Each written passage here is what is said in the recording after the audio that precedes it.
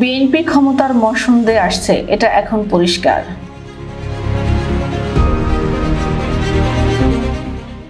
নির্বাচন না দিয়ে দীর্ঘকাল রাষ্ট্রীয় ক্ষমতায় বহাল থাকাটাই ছিল এই সরকারের লক্ষ্য, যা এখন আর সম্ভব নয় বলে মন্তব্য করেছেন রাজনৈতিক বিশ্লেষকরা। এখন ক্রমান্বয়ে নির্বাচনের চাপ বাড়বে।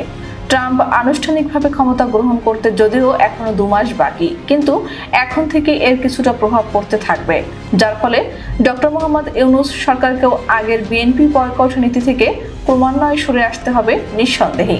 যদিও বিএনপিকে মাইনাস করা একটা মহা কঠিন কাজ ছিল, কিন্তু সেই নীতিতেই হাঁটছিল এই সরকার। এটা তাদের নিজেদের ইচ্ছে নয়, মার্কিন নির্দেশনার কারণেই। মার্কিন নির্দেশনা ছিল শুধুমাত্র জামাত সহ ইসলামী দলগুলোকে সঙ্গে নিয়ে চলা এবং বিএনপিকে মাইনাস করা।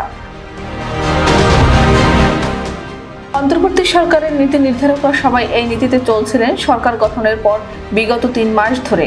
বিশেষ করে প্রশাসনে এই নীতিটি পুরোপুরি বাস্তবায়িত হচ্ছিল উপদেষ্টা আলী ইমাম মজুমদারের অধীনে। উপদেষ্টা হিসেবে তাকে কোনো পোর্টফোলিও দেওয়া হয়নি, কিন্তু আনঅফিসিয়ালি তিনি গোটা প্রশাসনের কর্তাকর্তা।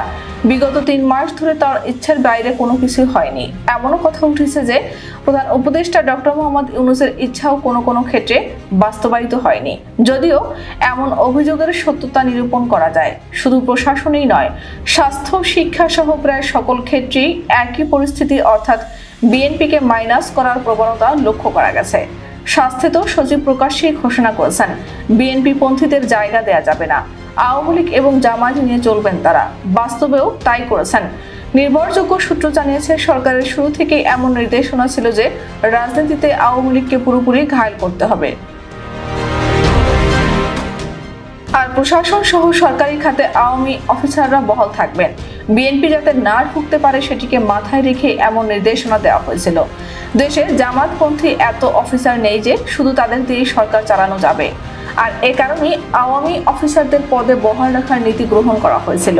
সচিব বা ঊর্ধ্বতন পদে পদোন্নতি, নতুন চুক্তিভিত্তিক নিয়োগ প্রভৃতিতে বিএনপির গুলশান অফিসের কোনো সুপারিশই গ্রহণ করা হয়নি। এসব নিয়োগপ্রাপ্ত যাদেরকে বিএনপিপন্থী হিসেবে মনে করা হচ্ছে, এদের কেউই বিএনপির সুপারিশে আসেননি। সবাই এসেছেন ব্যক্তিগত কানেকশনে। কিন্তু এমন অবস্থা আর বেশি দিন থাকছে না দাবি বিশ্লেষকদের। খুব শিগগিরই এর আমূল পরিবর্তন ঘটবে। বিএনপির কথাকে এখন থেকে কিছুটা হলেও গুরুত্ব দিতে হবে, কারণ বিএনপি ক্ষমতার মসনদে আসছে, এটা এখন প্রায় পরিষ্কার। মার্কিন নির্বাচনের ফলাফলের পর বিএনপি নেতাদের কথাবার্তায় এখন অনেক পরিবর্তন এসেছে। গত 8 নভেম্বর অনুষ্ঠিত বিএনপির সমাবেশ অতি দ্রুত নির্বাচন চেয়েছেন নেতারা। সমাবেশকে জনতার জোয়ার বলে আখ্যায়িত করেছেন গণমাধ্যমগুলো।